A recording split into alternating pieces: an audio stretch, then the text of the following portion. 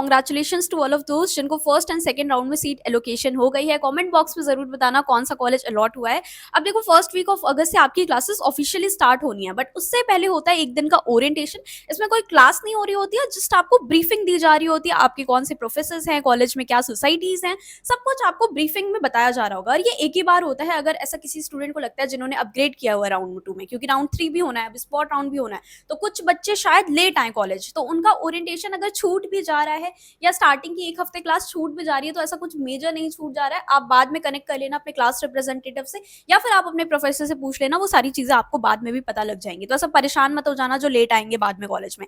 अब जो भी कल आने वाले हैं ओरिएंटेशन डे पे और डॉक्यूमेंट वेरिफिकेशन, मैं सारे डॉक्यूमेंट आपको दिखाऊंगी कि क्या क्या डॉक्यूमेंट आपको रख के ले आने हैं कॉलेज कैंपस आते टाइम। अब फर्स्ट डे तो डॉक्यूमेंट वेरिफिकेशन नहीं होना है, डॉक्यूमेंट वेरिफिकेशन आपका बहुत टाइम तक चलता है, लाइक ऑलमोस्ट अ मंथ। उसके लिए परेशान मत होना, आप कॉलेज जाओगे तो आपको बता दिया जाएगा कि इस डेट से इस डेट तक आपका डॉक्यूमेंट वेरिफिकेशन होना है।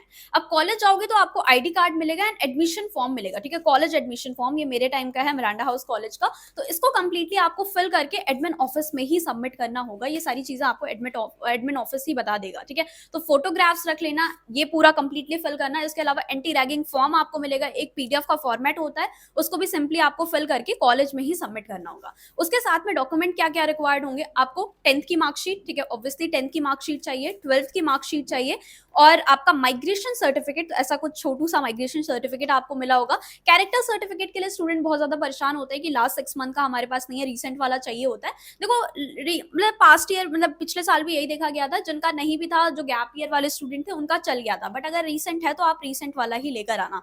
उसके अलावा मोस्ट इंपॉर्टेंट आपका ट्रांसफर सर्टिफिकेट, तो ये केवी का मुझे कुछ ऐसा मिला हुआ था। उसके अलावा गैप सर्टिफिकेट की कोई रिक्वायरमेंट नहीं होती है दिल्ली यूनिवर्सिटी में, अगर आपका गैप ईयर था तो कोई फर्क नहीं पड़ता उससे। कास्ट सर्टिफिकेट जरूर, अगर आपने कोई कैटेगरी लगाई थी, कोई सुपर न्यूमेरी कोटा लगाया था, ईसीए कुछ भी लगाया था, तो उसके जो सर्टिफिकेट्स हैं वो आप लेकर आओगे जो आपने सीएससीएस में अपलोड किए थे, तो वो सारे डॉक्यूमेंट्स आपके पास होने चाहिए। इसके अलावा आपकी fee receipt, this is the most important thing, क्योंकि इसी को दिखा के आपको कॉलेज में एंट्री मिलेगी। तो सॉफ्ट कॉपी नहीं, आपको प्रिंट आउट करा के जरूर निकलवा के ले आना है, और नीचे अपना सेल्फ असेस्ट कर लेना। 3-4 फोटोग्राफ जरूर रख लेना, क्योंकि मैंने बताया एडमिशन फॉर्म में भी आपको लगानी होती है। आधार कार्ड मोस्ट इंपॉर्टेंट थिंग, आप जब आओगे कॉलेज, कल भले सारे डॉक्यूमेंट मत लेकर आना ओरिएंटेशन डे पे, बट ये 2 डॉक्यूमेंट आपको डेफिनेटली लेके आने, अपने कॉलेज की फी रिसिप्ट कि हाँ ठीक है आपका एडमिशन हुआ है, यहाँ पे यही आपका प्रूफ है कि आपका एडमिशन हुआ है, क्योंकि आपने फी पे करी है, कॉलेज का नाम लिखा होगा, तो यही देखकर वो आपको एंट्री देंगे। और आधार कार्ड की मैच होना चाहिए डिटेल्स ऑब्वियसली। इसके अलावा कुछ कार्ड्स होते हैं जो घर से आपको जरूर बनवा लेने हैं और लेकर आने हैं। डेबिट कार्ड, घर से पैसे आ रहे होंगे, कैश निकलवाना है, तो डेबिट कार्ड मोस्ट इंपॉर्टेंट, ठीक है। उसके अलावा मेट्रो कार्ड, ठीक है, मेट्रो कार्ड बहुत इंपॉर्टेंट अगर आप ट्रैवल करके आ रहे हो, ठीक है, घर से। आधार कार्ड मैंने बता ही दिया, एंड पैन कार्ड क्या सच रिक्वायर्ड नहीं है आपको, 18+ हो तो बनवा लेना, वो सारी चीजें हो जाएंगी, ठीक है। तो यही डॉक्यूमेंट है मतलब ओवरऑल जो आपको रिक्वायर्ड होते हैं। इसके अलावा जो स्टूडेंट बाहर से आ रहे हैं, अगर तुम पीजी देख रहे हो, तो आपके लिए ormify.com पे सारे दिल्ली यूनिवर्सिटी के north campus, south campus, even off campus के पीजी लिस्टेड है। आपको सर्च करना है कौन सी एरिया में चाहिए, गर्ल्स चाहिए, बॉयज चाहिए, देन आपको यहाँ पे प्राइस का फिल्टर मिल जाता है। आपको सारी रेंज के पीजी मिल जाएंगे, जो भी आपका रेंज है वो फिल्टर लगा के सर्च करोगे, बहुत सारे पीजीज आपको लाइन में उस एरिया में दिख जाएंगे। फिर आपको लगता है इसमें कंपेयर करना है, चीजें क्या क्या फैसिलिटीज हैं, एमिनिटीज देख लेना। एंड यहाँ पे सबसे अच्छा ऑप्शन है नेगोशिएट एंड पे एट पीजी का ऑप्शन। आप नेगोशिएट भी कर सकते हो ओनर से, और आप जाके भी पीजी में देख के सारी चीजें देख लोगे, तो फिर आप पीजी बुक कर सकते हो। एंड यहाँ पे टोकन अमाउंट जो है आपका वो 4 डेज रिफंडेबल भी होता है। बाकी आप जब यहाँ पे दिल्ली आते हो तो ऑर्मिफाई के पीजी कैप्टन आपको गाइड करते हैं, वो भी बिना किसी ब्रोकरेज के, ठीक है। तो आराम से आओ, और अगर ऐसा कोई पीजी है, एक पर्टिकुलर एरिया है जो आपको लगता है कि वहाँ पे लिस्टेड नहीं आपको चाहिए, तो आप इनके व्हाट्सएप पे भी टेक्स्ट कर सकते हो, ही का टेक्स्ट करके अपनी रिक्वायरमेंट लिख दोगे, ये व्हाट्सएप पे वीडियो कॉल के थ्रू आपको सारा पीजी दिखा देंगे। तो ये इनका बहुत अच्छा फीचर है कि आपको घूमना नहीं पड़ेगा, आप अपना पीजी आराम से देख सकते हो ormify.com।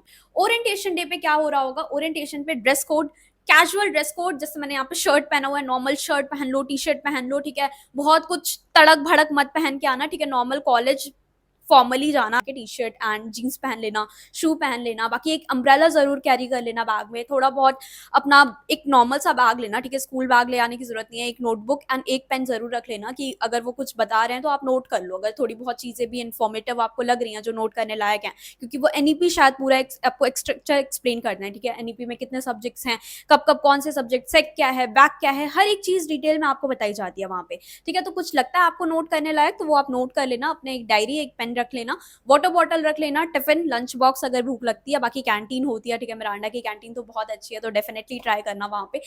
बाकी थोड़ा बहुत स्नैक्स रख लेना कि बीच में आपको भूख लग रही है, क्योंकि कभी कभी बोरिंग सा हो जाता है, वो काफी लंबा लेक्चर टाइप भी चल रहा होता है, एनईपी सारी आपको पहली बार में ही सारा एनईपी एक्सप्लेन करने लगेंगे, सेक वैक कब एग्जाम होने हैं, कैसे एग्जाम होने हैं, प्रैक्टिकल क्या होता है, तो जो भी सारे डाउट्स है ना कॉलेज को लेके, क्लास की टाइमिंग क्या होती है, यूजुअली आपकी 8:30 मॉर्निंग 8:30 से 5 होती है। कभी कभी होता है कि अब यहाँ पे ना पूरे दिन क्लासेस नहीं लगती हैं, आपको लेक्चर वाइज अटेंडेंस में मिलती है, लेक्चर वाइज आपकी क्लासेस भी होती हैं, ठीक है, तो यही सारी चीजें होती हैं। बाकी ये कॉलेज में जाओगे तो सारे पता लग जाएगा। फर्स्ट ये है कॉलेज अच्छे से एक्सप्लोर कर लेना, एक कोना देख के फोटोज ले लेना, वीडियोस बना लेना। उसके अलावा तुम्हारा डिपार्टमेंट एक साथ में बैठा होगा तो तुम्हारी बैच के स्टूडेंट होंगे, सीनियर से अच्छे से बना लेना, ठीक है, पहले दिन ही जाके सीनियर से सारी चीजें पूछ लेना कि कैसे कैसे क्या होता है, क्या करियर ऑप्शंस हैं, ये सब भी मतलब इतना भी मत पूछ लेना, बट थोड़ा सा रिस्पेक्टफुल रहना सीनियर्स को लेके।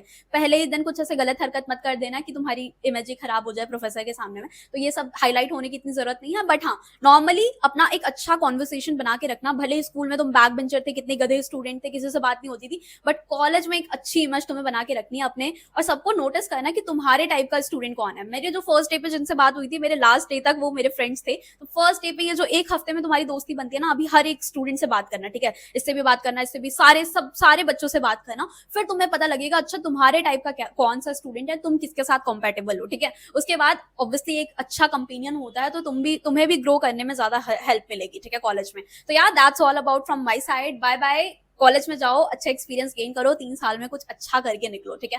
Bye bye, all the best.